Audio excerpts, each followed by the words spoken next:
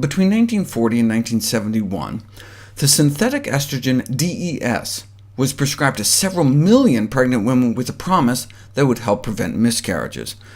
Problems were first highlighted in 1953, when it became clear that not only was DES ineffective, it might actually be harmful. However, a powerful and emotive advertising campaign ensured that its use continued until 1971, when it was found to cause cancer of the vagina in the daughters of the mothers who took it. DES was also used to stunt the growth of girls who were predicted to grow abnormally tall.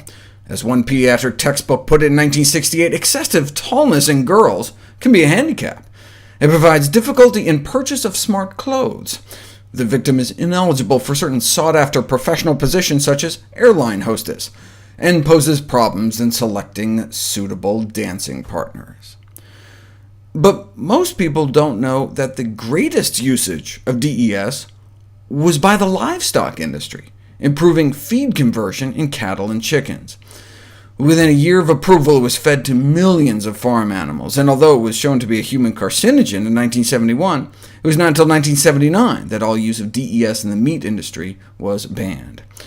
Now they just use different synthetic estrogen implants, but even now, decades after DES was banned, we're still seeing the effects, an elevation of birth defects even down into the third generation.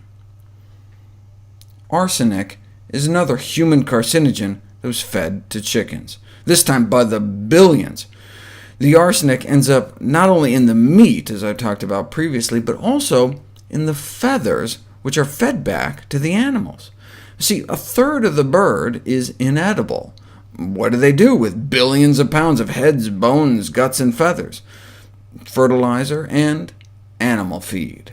Feather meal is fed back to chickens, pigs, cows, sheep, and fish. Now, straight feathers are not particularly nutritious, so guts, heads, and feet may be added for a little extra protein, and manure added to the feed for minerals. The problem is that feather meal used as animal feed could contribute to additional arsenic exposure in persons who consume meat. This gave researchers an idea, though. By testing feather meal, they might be able to find out what else chickens are fed. Feather meal, a previously unrecognized route for re-entry into the food supply of multiple pharmaceuticals and personal care products. All samples tested positive for antibiotic-type drugs, between 2 to 10 different kinds in each sample, including fluoroquinolones, which have been banned for years. So either the poultry industry is illegally still using the stuff, or it's being used in some other animals fed to the chickens. Regardless, when the feather meal is fed back to the chickens, they are getting exposed to this drug, which is against the law to feed to chickens, creating a cycle of re-exposure to banned drugs. Then it just gets weirder. The feathers turned up with half a dozen other drugs: Prozac, antihistamine, fungicide, a sex hormone, and caffeine. Why doesn't the poultry industry just say no?